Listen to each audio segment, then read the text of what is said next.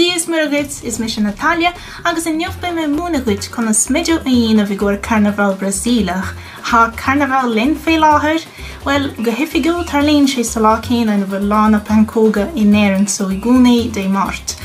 Ach, in sa Brasaíl tosníonn sé mí feabhra agus déann sé raig go dtí deir a bhí an bhárta agus uaireanta mí a brán.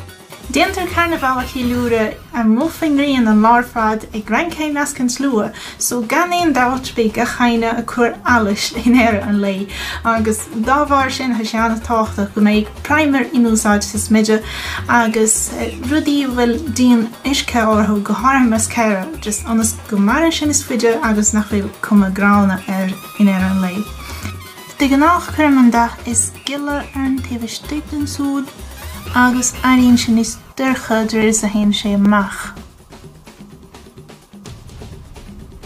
Gor an chud is módan Smideadh súil úsáidte me da orga sin rich bit de chud defristar agus chuir me glitcher os ceann. An is úsáidte me glas an bhríomhar chun sais éimelinne chruthún só agus canal beláhanna a dhearra.